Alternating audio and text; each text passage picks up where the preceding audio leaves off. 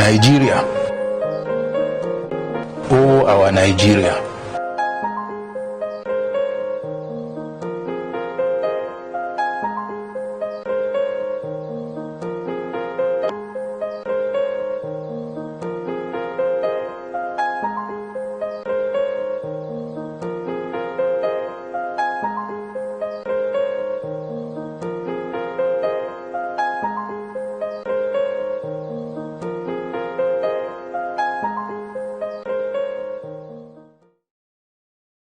This was first written on March 17 this year, with a different headline, of course.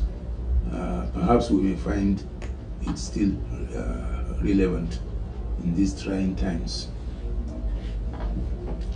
Last week, we read how the signs are not looking good for a nation like ours that wants to be reckoned with internationally. We concluded by asking the federal government to look at ways to reduce the cost of governance and the unimaginable take-home pay of political leaders and redirect the excess towards production. And we emphasized that we must become a productive nation that eats, drives, and wears what it produces. We also urged anyone genuinely interested in the welfare of workers and of Nigerians to profile solutions that will boost our economy and strengthen our currency, and not suggestions that will bastardize our economy and drive the naira's value further down. And the salary increase at the moment will not help the economy. To ensure the galvanization of production and improvement of locally generated revenue, the federal and state governments must urgently revive the moribund industries scattered across the landscape. This will not only create direct and indirect jobs for millions of our citizens, but also stimulate the production of local materials by attracting more buyers, consequently leading to increased employment.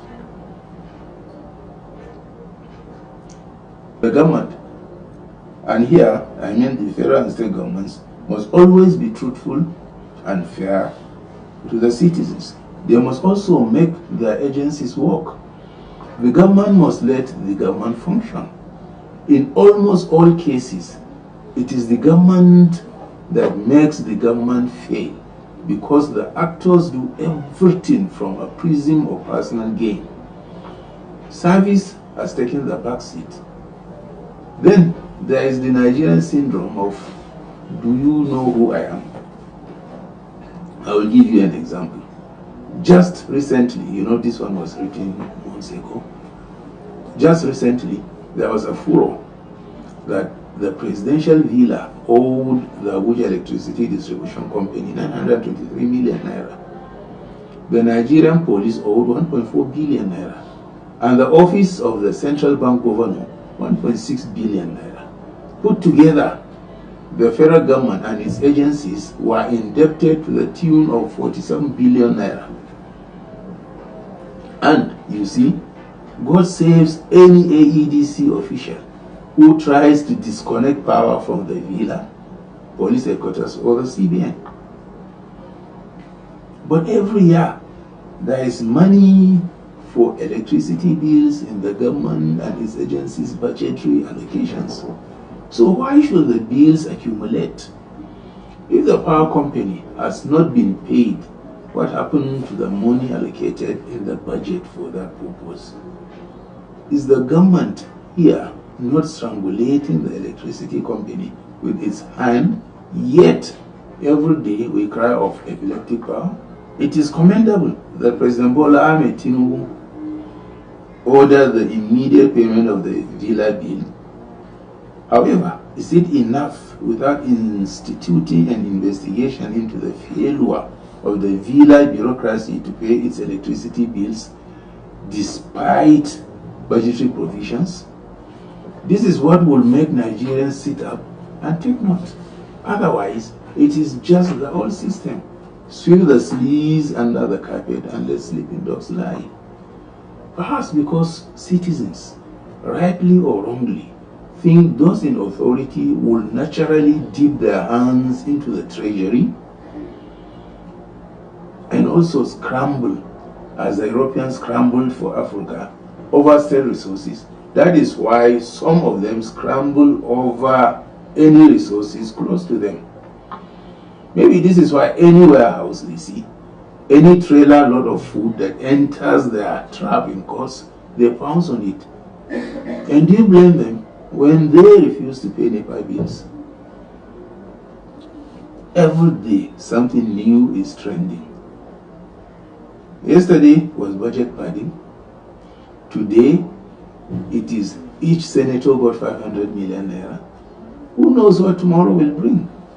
The citizens must feel that their interests are also part of the mix. That sense of belonging will automatically bring down the crime rate substantially. It is important to give governance the seriousness it deserves. When you go through our budgets and the imputed figures, like templates across the MDAs, one will be forgiven to think that anointed groups are treating governance as a joke and sharing the national cake. Justice and fairness must permeate the land. No nation can rid itself of crime if its leadership does not go out of its way to give the people a sense of belonging and fairness. And its judiciary fails to offer justice and protection to the oppressed. Therefore, leaders at the center must be exemplary, which will make those in charge of other tiers of government follow suit. It is not enough for a leader to be mouthing platitudes while his actions go contrariwise. This is what is meant by change must begin with the leader.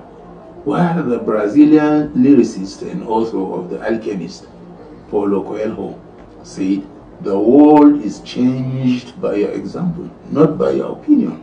I will never get tired of hammering it to all who care to listen what Sheikh Usman Danfodio wrote in his book, Bayan Wujubul Hijra al Ibad. He said, "The death of 1,000 good men is not as strategic as having an unfit man in a position of national leadership, and that a kingdom, that's a nation, can endure with unbelief, but it cannot endure with injustice." To ensure that justice is served, we must strengthen our legal and judicial systems. We need to reform our laws and improve the capacity and independence of our judges and lawyers. Strengthening our legal and judicial systems through law reforms and enhancing the capacity and independence of our judges and lawyers will earn the system more respect and restore the trust of the people that has been heavily eroded. This and more along this line are what our leaders must do to make our country the great nation it is meant to be. Every leader will be proud that under his watch we became a united people and forged ahead to become an industrialized nation. To stitch the merely geographical expression that something is what we currently have, therefore, is a task that must involve all of us. We do not have any other country to call ours, and we cannot afford to see the nation put together by God through the British rendered asunder. Thank you.